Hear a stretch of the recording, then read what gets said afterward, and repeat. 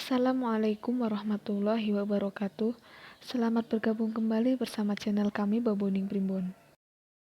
Sahabat Baboning Primbon yang dirahmati Allah Subhanahu wa taala, indera keenam atau dalam bahasa gaulnya disebut the sixth sense adalah kemampuan seorang untuk menangkap sinyal-sinyal gaib ataupun hal-hal yang belum terjadi. Sinyal-sinyal ini dapat berupa apa saja, bisa berupa wangsit, bisikan gaib, penglihatan, atau bahkan pertanda melalui mimpi. Indera keenam sering diidentikan dengan kemampuan untuk melihat makhluk halus, padahal sebenarnya atau fungsi dari indera keenam sendiri jauh melebihi hanya sekedar melihat makhluk halus. Karena kemampuan melihat makhluk halus hanya merupakan bagian atau percabangan dari kemampuan indera keenam itu sendiri, seperti intuisi, namun jauh lebih tajam. Apabila intuisi merupakan suatu hasil pengalaman, indera keenam tidak mengenal adanya pengalaman. Indera keenam sejatinya adalah kemampuan terpendam dari manusia, karena pada hakikatnya kita dapat mendaya gunakan kemampuan indera keenam ini bila saja kita semua mengetahui caranya. Terlepas dari itu semua, indera keenam sangat bisa sekali untuk dikembangkan dan dimiliki oleh siapapun. Karena kini telah begitu banyak metode yang dikembangkan agar seseorang dapat menguasai indera keenam itu sendiri. Indera keenam dapat muncul atau bangkit bila seseorang senantiasa mampu mengolah pikiran, jiwa, raga dan rasa, dan juga karsanya. Hal ini dapat ditempuh dengan cara meditasi atau bertapa atau tafakur. Kesemua cara itu bisa dipelajari, yang dibutuhkan hanyalah ketekunan dan kemauan dan tentu saja kesungguhan hati dalam menjalankannya dengan niat lillahi ta'ala.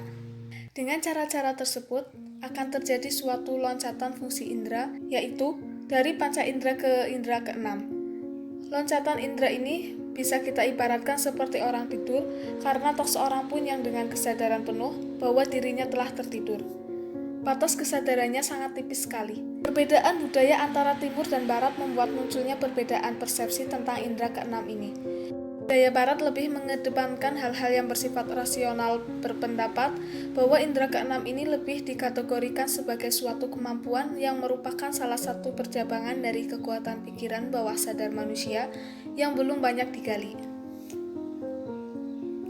Sedangkan budaya timur, budaya yang tidak asing lagi dengan hal-hal bersifat irasional atau gaib, membuat indera keenam ini mendapatkan kedudukan istimewa pada diri seseorang. Merupakan suatu karomah yang luar biasa yang hanya dimiliki oleh orang-orang tertentu. Semua yang mungkin ingin mengaktifkan kemampuan indera keenam secara sempurna, berikut ini kami paparkan beberapa tips pengaktifan indera keenam. Manusia pada umumnya tidak dapat melihat alam gaib atau alam metafisik. Karena mata mereka tidak terlalu kuat, hal ini dapat dibantu dengan membuat mata batin orang tersebut yang letaknya kira-kira 1 cm dari pertemuan kedua alis. Adapun cara membangkitkan indera keenam, yang pertama, kita dapat memvisualisasikan bentuk mata batin tersebut yang letaknya di atas pertemuan kedua alis. Untuk orang yang tidak dapat melihat gaib, biasanya mata batinnya tertutup, mirip pintu lift yang terbuat dari baja hitam. Buatlah gerakan seolah-olah sedang membuka pintu tersebut. Setelah kita anggap terbuka, kita visualisasikan sedang membuat pasak pada pintu tersebut, sehingga pintu tersebut tidak menutup kembali. Setelah pintu itu terbuka, selanjutnya akan terdapat selaput tipis yang mirip selaput pada buah salak. Visualisasikan kita sedang memotong selaput tersebut, lakukan berulang-ulang. Untuk orang yang mempunyai iman yang agak tipis, biasanya selaput tersebut cukup tebal. Setelah itu, arahkan jari telunjuk dan jari tengah kita dan visualisasikan bahwa dari kedua jari tersebut keluar sinar putih. Yang kedua, setelah itu lakukan hal yang sama untuk membuka mata batin yang berada di daerah dada kita yang terletak di pertemuan atau lekungan tulang rusuk kita. Setelah itu, insya Allah kita dapat melihat alam gaib atau alam metafisik. Ingat, semua kegiatan ini dilakukan sambil melakukan nafas prana. Cara ini sangat cocok bagi kita-kita yang lebih senang dengan aliran hikmah. Adapun menggunakan cara dengan cara yang baik, setiap malam waktunya bebas kerjakanlah sholat sunnah minimal 2 rakaat. Setelah itu duduk bersila, rileks dan aturlah nafas sedemikian rupa. Selanjutnya kita baca amalan sebagai berikut.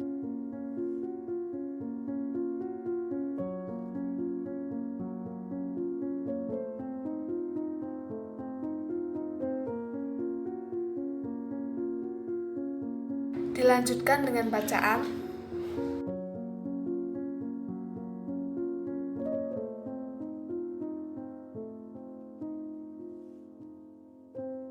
Amalan tersebut lebih afdol jika disertai puasa 7 hari, dan saat puasa dibaca amalan tersebut setiap sholat fardu dan sholat hajat tengah malam menjelang tidur.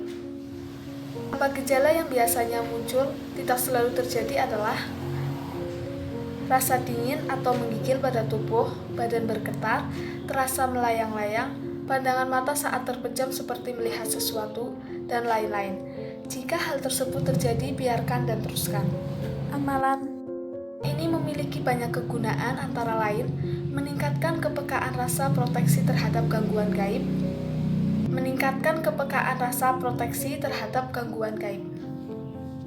Sahabat Babuning Primbon yang dirahmati Allah Subhanahu wa Ta'ala, beberapa tanda-tanda indera keenam yang belum terasa yaitu: yang pertama, pernah mengalami mimpi yang kemudian menjadi kenyataan. Merasakan ada sesuatu ketika sedang sendiri. Pada keadaan tertentu, merasa ada seseorang atau sesuatu yang memperhatikan. Dejavu atau seolah-olah pernah mengalami sesuatu.